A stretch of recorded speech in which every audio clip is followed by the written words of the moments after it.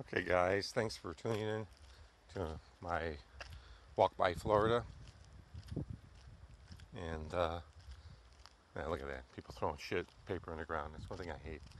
But yeah, how you doing? I'm in southern Florida and I'm going for a little walk.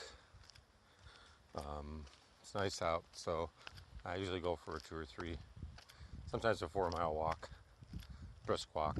It's an exercise.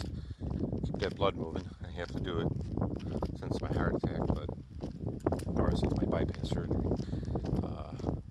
Yeah, and I wanted to tell you it's a beautiful day today. Man, gorgeous out. It's about, that'd be 85, nice breeze. And, today's Sunday, and I hope everybody's doing great. March 2016. Oh no, April, sorry. April. It's April already, which is, man, already April. Our days are going pretty fast, months are going pretty fast, and today's just, just a general talk a little. I wanted to bring up a few things. We know elections are coming up, which I don't know who is going to be president. It's kind of scary, you know.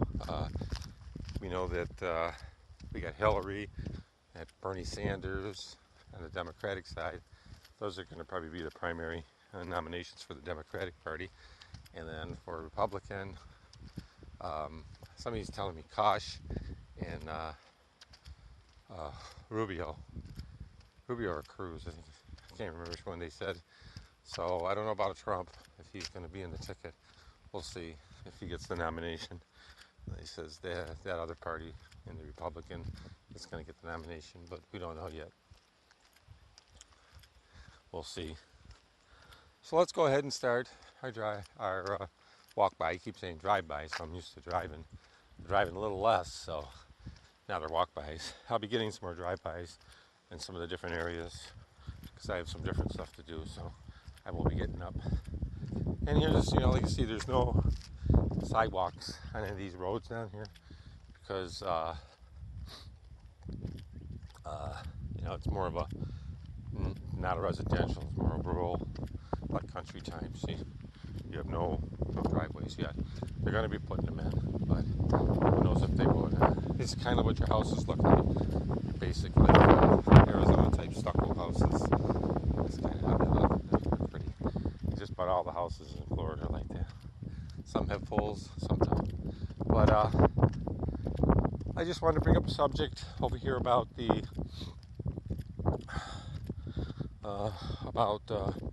purchasing your first handgun. Now, purchasing your first handgun is really a monumental task because there are so many handguns out.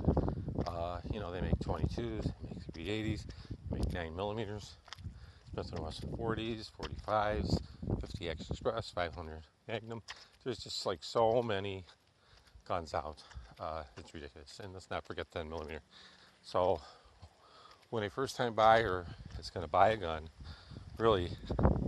they really have to research it good.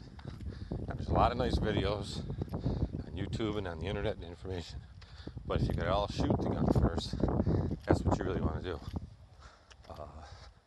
That's ideal.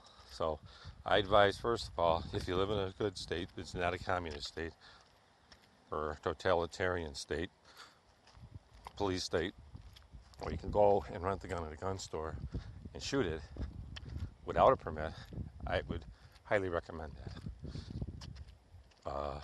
Get information from other people.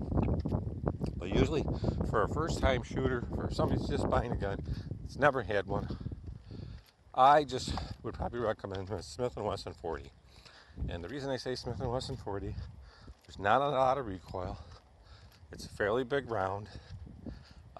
There's a lot of guns out there made for it. Really, Smith & Wesson 40 or 9mm. Probably your two best rounds for a beginner shooter. 45's a little brisk, 10mm's a little brisk, but I wouldn't get 22 or 380. I think those are too small. There's tons of Smith & Wesson 40 and 9mm guns out. I tend to say Smith & Wesson 40 because it's a slightly bigger bullet, and it's probably going to have a little less recoil, really, than a 9mm if you think about it. Because a 9mm, even though it's smaller, it's still that charge of the way it's charged, it's still going to be a little more snappy. So myself, 9mm or 40 Smith & Wesson. Try to get at least a partially steel frame. You know, Glocks ain't bad, but like I say, they don't have a active safety. They have a passive safety, like a drop safety, trigger safety. But they don't have an active one. So if you want active safety, you're kind of limited to what guns you can get. But look at the small 1911s. They're heavier. They are going to probably fire a lot better. They have better weight. Some of the manufacturers are actually coming out with compensated guns now. So you might be able to buy a nice 40 Smith & Wesson compensated. M&P makes a nice line of 40s. Plus Glock makes them too. There's a lot of manufacturers, so really shop around.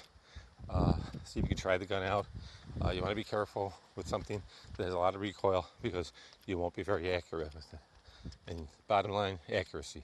Now, if you only can shoot a 380, then I guess that's what you're going to have to get, but I don't recommend it for effectiveness. I wouldn't want to get shot with it. It's not saying it's not a good bullet, not a good round. So that's something you'll have to decide. But thanks a lot, and that's just a quick primer on what kind of gun to get. Do your research, watch all the YouTube videos. There's tons of them out there. I've got a lot of them. I even have a gun class, firearms gun class, series of 5 or 6 videos there. We'll break it down, about aiming and target and shooting and selecting the correct gun. And I have a PowerPoint presentation followed by a live video of me handling the guns and showing them. So thanks a lot, and I'll put a link to those main video. I'll put a few links on the left and the right of this video so you could get some good information. Thank you. Have a great day.